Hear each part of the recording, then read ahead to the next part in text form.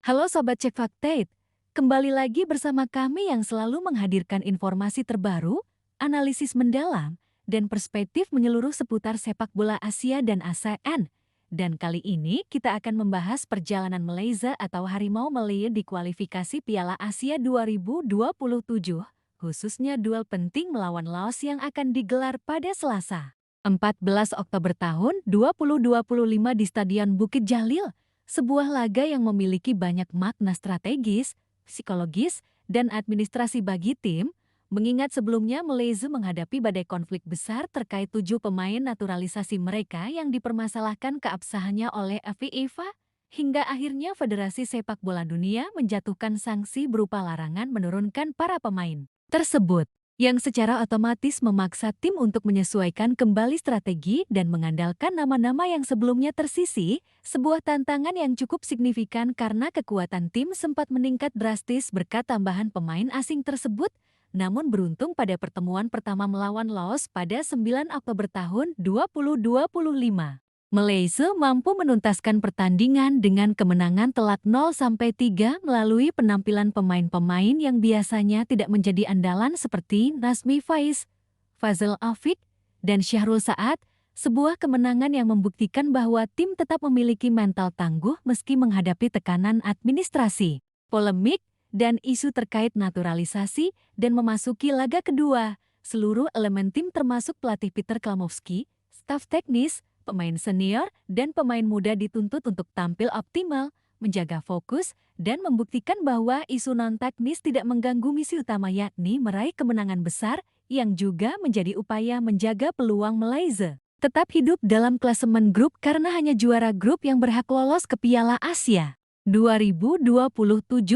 Dan dari sisi taktis, perhatian besar diberikan pada lini depan, terutama Romel Morales yang pada laga sebelumnya gagal memanfaatkan 4 peluang emas, sehingga duel kali ini menjadi momen penting bagi dirinya untuk menebus kesalahan dan menunjukkan kapasitasnya sebagai ujung tombak andalan. Sementara lini tengah akan diperkuat oleh Nulen yang diplot sebagai gelandang bertahan untuk memperkokoh struktur permainan, memutus serangan lawan, dan menjaga penguasaan bola tetap terkontrol. Performa lain pada pertandingan sebelumnya terbukti membuat pemain Laos kesulitan membangun serangan, sedangkan di lini belakang, skema 3 bek tengah kemungkinan akan kembali diterapkan dengan Dominic Tan, Syahrul Saad, dan Harith Haikal Edem sebagai inti, didukung Dion Kuls dan Corbin Nong yang mengisi posisi bek sayap memberikan fleksibilitas serangan dan pertahanan. Dan seluruh kombinasi ini dirancang untuk menutup celah kelemahan tim sekaligus memaksimalkan potensi yang dimiliki skuad, terutama dalam situasi tekanan tinggi,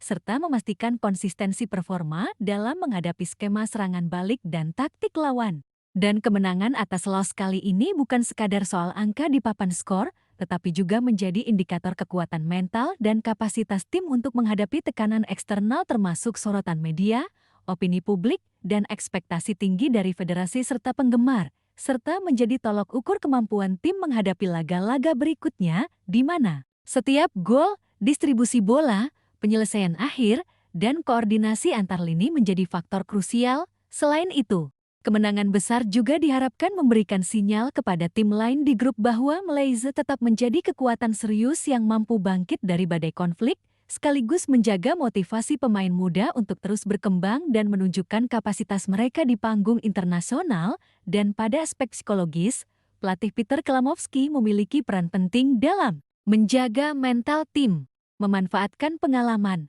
membaca permainan lawan, melakukan rotasi pemain tepat waktu, serta memastikan moral tim tetap stabil di tengah sorotan publik, serta seluruh proses persiapan dari latihan, pemulihan, taktik, dan koordinasi staf teknis berjalan optimal, termasuk pemantauan kondisi fisik dan psikologis pemain agar performa tetap konsisten. Dan dari sisi strategi, tim harus menyeimbangkan antara agresivitas di lini depan, stabilitas di lini tengah, dan soliditas di lini belakang, dengan fokus pada efektivitas penyelesaian peluang, pemanfaatan ruang, dan kemampuan adaptasi terhadap perubahan taktik lawan, serta menekankan pentingnya disiplin individu dan kerjasama kolektif. Dan kemenangan kali ini juga memiliki relevansi besar bagi konteks ASEAN, karena Indonesia telah lebih dulu lolos ke Piala Asia 2027, sementara Vietnam sedang mengejar kemenangan besar atas Nepal. Sehingga Malaysia harus membuktikan kapasitasnya agar tidak kalah bersaing, menjaga reputasi, dan menunjukkan ketahanan mental setelah isu naturalisasi, serta mempertahankan peluang lolos juara grup yang menjadi target utama. Di sisi lain, laga ini menjadi kesempatan evaluasi bagi federasi untuk menilai kedalaman skuad, kualitas pemain pengganti, dan kesiapan tim dalam menghadapi situasi tak terduga, serta menjadi media pembelajaran bagi tim dalam mengelola tekanan, mengadaptasi taktik, dan meningkatkan koordinasi antar lini. Dan tak kalah penting, dukungan supporter tetap menjadi faktor yang mendorong semangat tim, menghadirkan atmosfer stadion yang menguatkan mental pemain, memberikan motivasi tambahan, dan sekaligus menekan lawan secara psikologis. Sehingga setiap elemen mulai dari pelatih, staf, pemain, federasi, hingga supporter harus bersinergi untuk mencapai tujuan kemenangan, dan keseluruhan proses ini menunjukkan kompleksitas persiapan tim nasional, di mana kemenangan bukan sekadar soal kemampuan teknis di lapangan, tetapi juga soal manajemen krisis, adaptasi terhadap isu eksternal, pengelolaan psikologis pemain, serta pemanfaatan strategi optimal dalam setiap lini. Dan jika semua berjalan dengan baik, kemenangan besar atas Laos akan memastikan Malaysia tetap kompetitif di grup F, menjaga peluang lolos ke putaran final Piala Asia 2027, serta menjadi bukti bahwa Harimau Malay mampu bangkit dari badai konflik naturalisasi, sekaligus membangun momentum positif menjelang laga-laga penting berikutnya. Dan untuk Sobat Cek Fakta, laga ini menjadi contoh bagaimana tim nasional menghadapi tekanan besar, mempertahankan fokus, mengelola konflik, dan menunjukkan kapasitas terbaik di lapangan. Dan akhirnya setelah ulasan panjang ini, kami mengajak kalian untuk terus mengikuti perkembangan Harimau Malay, menghargai setiap kerja keras pemain, pelatih, dan staf, tetap memberikan dukungan secara sehat, subscribe, like, share, dan tinggalkan komentar agar komunitas Cek Fakta terus berkembang. Sampai bertemu di video selanjutnya dengan pembahasan yang tak kalah menarik. Tetap bersama kami untuk fakta,